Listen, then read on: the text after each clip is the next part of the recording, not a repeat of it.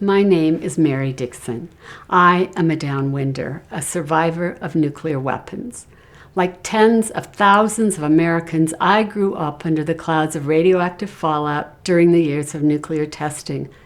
We drank milk from a nearby dairy, ate fresh vegetables from the garden, mixed sugar with snow to pretend it was ice cream, and played in puddles of rainwater in our tranquil Salt Lake City, Utah neighborhood. We were only children. How were any of us to know that a silent poison was threading its way through our bodies when a government we trusted repeatedly assured us that there is no danger and distributed pamphlets telling us not to let reports of Geiger counters going crazy bother us? We watched films warning against communist invasions, did duck and cover drills in school that were more like games, and didn't think about the Cold War that was raging or nuclear bombs that were regularly detonated in nearby Nevada. Between 1951 and 1992, the U.S. government detonated 100 nuclear bombs in the atmosphere and 828 underground. Winds carried radioactive fallout from those detonations, all far more powerful than the bombs that leveled Hiroshima and Nagasaki, hundreds, even thousands of miles away from the Nevada test site, exposing countless people downwind to deadly levels of radiation. The detonation that most haunts me is the one named Sedan. I had just turned 7 when it was detonated on July 6, 1962. Though exploded underground, that one test released a plume of fallout 16,000 feet high that left a crater displacing 12 million tons of radiated earth, which went into that plume and fell out on my Salt Lake City neighborhood and far beyond. In my 20s, I was diagnosed with thyroid cancer. I underwent a thyroidectomy and subsequent radiation treatments. Every morning, a doctor came to my hospital door to point a Geiger counter at me to measure how hot I was. On my door and hospital bracelet were the radiation symbols. I was the radioactive material.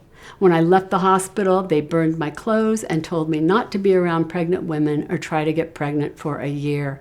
Another surgery meant I never could have children. As adults, my older sister and I began compiling a list of childhood friends and neighbors who had cancer, tumors, autoimmune diseases. That list numbered 54 people in a 5-block area of our childhood neighborhood. Too many of my classmates died, one of a brain tumor when we were 8. I remember wondering why she came to school with her head shaved. 4 weeks later, her 4-year-old brother died of testicular cancer. Another friend died of bone cancer at 16, others of brain tumors. No wonder one of my neighborhood friends said he felt lucky to make it to 40. In 2001, I added my sister's name to the list. She was only 46 when she died, leaving 3 young children behind. Now my younger sister is battling cancer, and my youngest sister is being treated for autoimmune disorders. Of the Utah Downwinders I worked with most closely, I am the only one still living. I listened with despair as one called me at the end of her life, tearfully begging me to help her die, a heartbreaking and impossible request. Another one told me before she died, "You have to keep fighting for this because the rest of us are too sick." I feel an enormous responsibility to all of them to do this work. That's why I've spent decades researching, writing, and speaking about the human toll of nuclear weapons testing. Over the years, countless people have reached out to tell me their own devastating stories. The woman who lost 3 children to leukemia during above-ground testing and is now seeing her 3 adult children battle cancer. The woman who lost her husband to cancer then felt her heart shatter when her 5-year-old son, who had been diagnosed with bone cancer, woke up from surgery asking, "Mama, where's my leg?" I could go on for hours with heartbreaking stories of the harm wreaked on unsuspecting Americans by radioactive fallout. Barbara Rose Johnston, author of Half-Lives and Half-Truths, wrote, "The arms race did not prevent nuclear war. It was a nuclear war."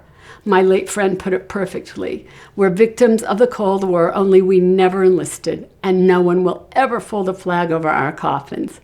The Cold War had casualties, and we and too many others like us around this planet are those casualties. We have suffered and continue to suffer. We've comforted the sick, buried and mourned the dead, and worried with each ache, pain, and new lump that we are getting sick again. Few Americans know the extent and staggering human cost of our nuclear past.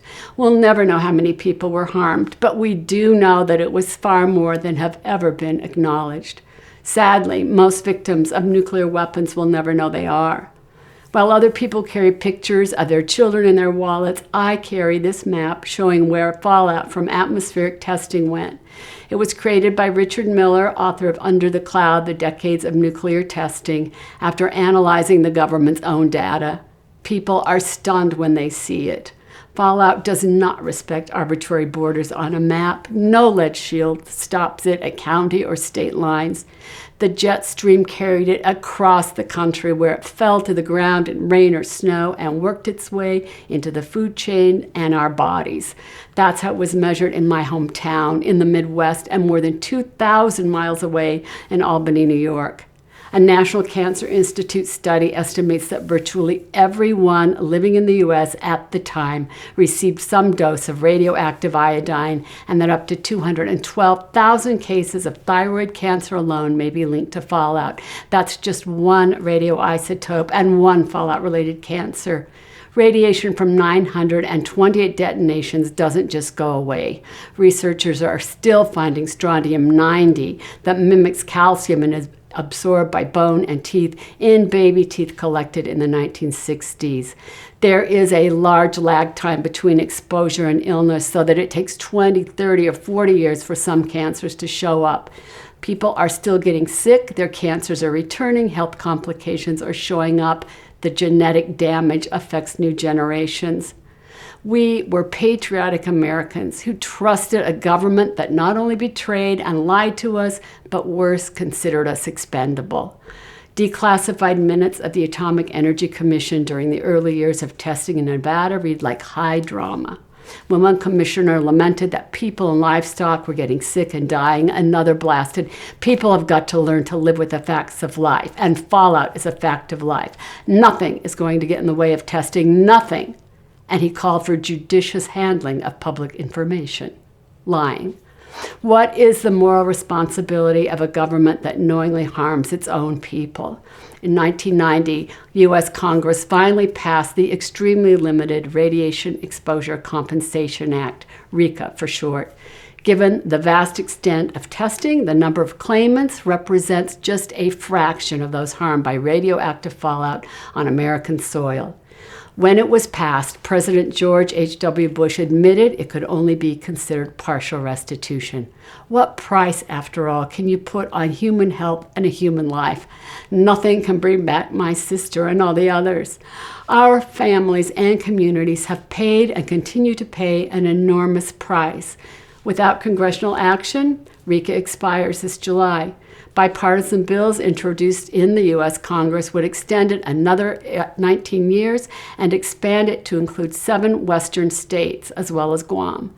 For those of us who have suffered for decades and are burdened with ongoing medical bills, time is literally running out. Too many have already died. The legislation, though still not inclusive enough, is a step toward long overdue justice and atonement. Hopefully, Congress will do the right thing, even if it's too little too late.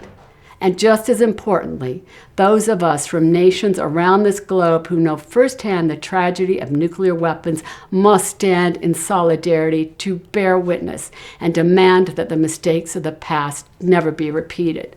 Recounting our stories is incredibly painful, but we cannot let them die with us. In the move to ban nuclear weapons, our collective voices are absolutely essential. Nothing provides a more powerful incentive than our personal tragedies. My cancer, my sister's death, and the death of so many others has given me great motivation to end the nuclear threat. There is power in our words. The stories I listen to move me, inspire me, even as they dismay and unnerve me. We must break the stranglehold of the powerful military-industrial complex. We must do all we can to ensure that no government ever again sacrifices innocent human beings to the madness of nuclear weapons. Thank you.